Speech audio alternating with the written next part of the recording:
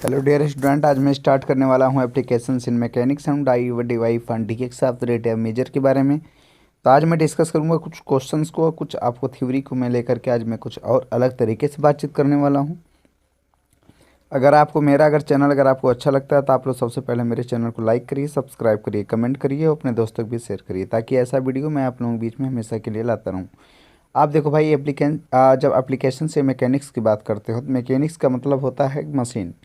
और वैसे भी आप देखोगे तो मैकेनिक्स में काफ़ी सारे मशीनरी वर्ड जो यूजर होते हैं उसी के बारे में डिस्कस किया जाता है कि वेलोसिटी एंड एक्सेलरेशन रेटनर जो आपका मोशन होता है वो किस तरीके से होता है। आप यहाँ पर भी क्या कर सकते हैं, देख सकते हैं कि आपको क्या पूछा है, velocity and acceleration in rectangular motion.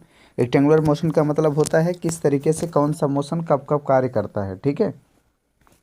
अब देखो, एक तो आपकी लाइनिंग की बात बता रहा हूँ, अब उसकी बात समझिएगा। अगर रेक्टेंगुलर मोशन का मतलब होता है, अगर आपके पास कोई एक पार्टिकल है, ये देखिए पार्टिकल ए है, ठीक है, सॉरी, देखिए ये जो है पार्टिकल आपका ए है। अगर मैं यहाँ से चलना स्टार्ट करता हूँ, फिर यहाँ गया, फिर मैंने यहाँ बी तक आया, बी के बाद मैंने कहाँ गया बताइए, सी है, सी के बाद कहाँ गया बताइए, डी गया, और मैं यहाँ पर भी एक और खींच दिया, ठीक है, कैपिटल होना चाहिए, इसमें कोई दिक्कत नहीं क्योंकि मैं बताने के थ्रू में इसको यूजेज कर रहा हूँ। अब वेलोसिटी पूछा, देखो अब यहाँ से आप यहाँ तक अगर चलते गए, यहाँ से यहाँ से यहाँ से, जब आप यहाँ से यहाँ, फिर यहाँ से यहाँ, फिर यहाँ से यहाँ, फिर यहाँ से यहाँ तक चले, तो वो वेलोसिटी नहीं थी, वो क्या थी बताओ, स्पीड थी। वो क्या थी बोलो, स्पीड। अब वो तो स्पीड थी, इतनी बात तो सबको सुन में आ रही कि वो चीज़ क्या थी बताइए, स्पीड थी। लेकिन अब कुछ बातें आप समझिएगा, अगर ये फिगर अगर ऐसे बना था, अगर आपने फिर यहाँ गया, यहाँ गया, यहाँ यहाँ, ठीक है, फिर यहाँ से यहाँ, फिर यहाँ आया, और दो बार रिपीटिंग हुई, कितनी बार हुई बताओ, दो बार हुई, ठीक है।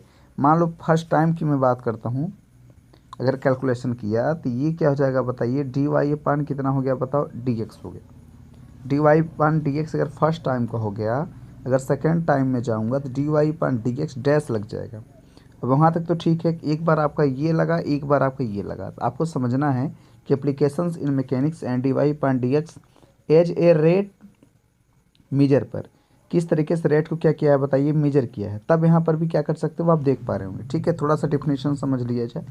The velocity of a moving particle defined as the rate of change in its displacement. अब इसमें क्या किया बताओ, यहाँ पर थोड़ा सा फोकस करिएगा डियर जो पाठक लोग हैं, आप लोग से समझिए कि आपका readers displacement, uh displacement with respect to time and the acceleration defined as rate of change at a time. देखिए, अगर मैं ज़्यादातर यहाँ पर आपको डिस्कस करूँगा तो आप बहुत अच्छे तरीके से हम समझ जाओगे। मैं थोड़ा जूम करके दिखाने वाला हूँ कि आप इस पर फोकस करिए कि ये चीज़ है क्या, ठीक। मैं ज़्यादातर फोकस मैं इस पर कर रहा हूँ कि आप पहले इसको जूम करके इसकी क्वालिटी को आप चेक कर लें कि यहाँ पर ये चीज़ कहना क्या चाहता है। तो आप ये चीज़ ज़रूर पाओगे कि ये जो आपको चीज़ दिख रहा है ना कि डेल्टा टी, ये डायरेक्ट कन्वर्सेशन हो रहा है कि इसके ऊपर जीरो के ऊपर हो रहा है। अब ये क्या, 11th का चैप्टर है, क्लास 11 का चैप्टर, इस तरीके से आप समझ लो, फिजिक्स का वो भी। देखिए देख किस में दिया है बताइए, मैथ्स में दिया है, फिर भी डोंट वरी मैं इसको पूरा बताऊंगा, आप लास्ट तक बने रहिए। ये देखिए, अगर लिमिट जो इसमें है, अगर टेंस टू क्या है बताइए, डेल्टा टी इक्वल टू क्या बताइए, जीरो है। अब डेल्टा टी इक्वल, अगर ये चीज़ अगर जीरो हो जाए तो पूरी का पूरी रिजल्ट ही जीरो हो जाता है, क्योंकि डेल्टा टी है। अब डेल्टा टी को तो आप आसान चीज़ तो समझ सकते नहीं, क्योंकि ये सब क्या होता है, T two minus T one के ऊपर डिपेंड करता है। अगर T two minus T one पर अगर आप देखिए डेल्टा एस था, इसको आपने लिखा कि ये S two minus S one है, और डेल्टा नीचे क्या था बताइए, मैं डिलीट करके दिखाता हूँ, डेल्टा टी था। अब यहाँ पर T two minus T one, और ऊपर क्या है बताइए, एस टू माइनस क्या है बताइए, एस वन है। अब इन दोनों में क्या कंसेप्ट है कि अगर आप इसकी वैल्यू अगर जीरो मानते हो, अगर इसकी नीचे की वैल्यू अगर जीरो है, तो हमने आपसे इस तरीके डिस्कस किया था। मैं इसको थोड़ा सा और शॉर्ट करता हूँ, ठीक है, और शॉर्ट, तो मैं आपको समझाता हूँ, ठीक। तो यहाँ पर आप पाओगे इसकी जो वैल्यू होती है आपकी, आप इस तरीके से समझ पा रहे होंगे कि जो इसकी एवरी वैल्यू जो होती है ये किस तरीके से वो कन्वर्ट कर रहा है।